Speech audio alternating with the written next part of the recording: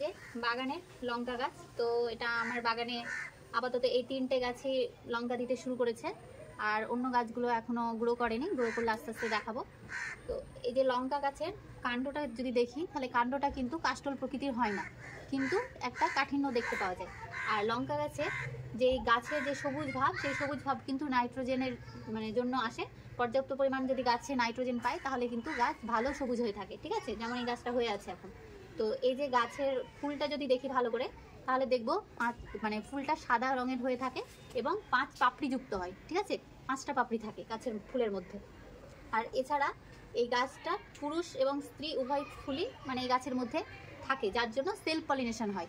এছাড়া বাতাস এবং মৌমাছির দ্বারাও ক্রস পলিনেশন হয়, কিন্তু ওটা তুলনামূলক কম, ঠিক আছে, রেয়ার কেস। আর সেলফ পলিনেশনটাই বেশি হয়।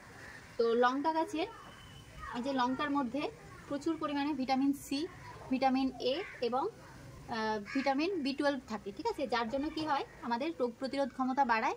এছাড়াও যদি কাঁচা লঙ্কা খাওয়া হয় তাহলে কিন্তু ত্বক ত্বকে যে উজ্জ্বল ভাব, সেই উজ্জ্বল ভাবটা কিন্তু থাকে ত্বকের মধ্যে, ঠিক আছে। আর তাছাড়াও এর মধ্যে প্রচুর অ্যান্টিঅক্সিডেন্টও থাকে, যার জন্য আমাদের কোষেরও ক্ষয় রোধ করে।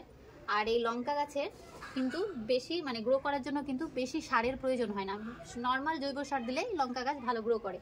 আর লঙ্কা গাছ বেশি তাপও সহ্য করতে পারে না, আবার বেশি ঠান্ডাও সহ্য করতে পারে না। বেশি তাপে কি হয়, লঙ্কা গাছের যে ফুলগুলো আছে সেই ফুলগুলো ঝরে পড়ে, আর যদি বেশি ঠান্ডা পড়ে তাহলে ঠান্ডাতে গাছটা গ্রোথটাই নষ্ট হয়ে যায়, ঠিক আছে, গ্রোথ কমে যায়। তো আরেকটা জিনিস লক্ষ্য রাখতে হবে, লঙ্কা গাছের গোড়ায় যাতে কোনোভাবে জল না জমে, কারণ লঙ্কা গাছের গোড়ায় যদি জল জমে তাহলে কিন্তু মূল খুব সহজেই পচতে শুরু করে, ঠিক আছে।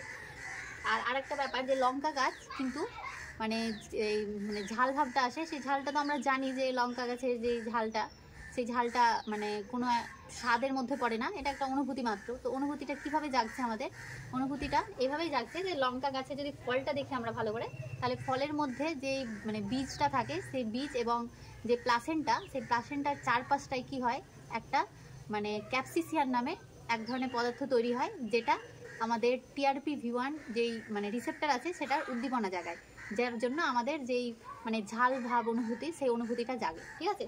এটাই, আর কিছুই না, এটা হচ্ছে এদের নিজেদের সেলফ ডিফেন্স, একটা মেকানিজম, সেলফ ডিফেন্সের জন্যই এই মেকানিজমটা তৈরি, যাতে করে কি হয় স্তন্যপায়ী প্রাণীরা এই গাছ থেকে দূরে থাকে।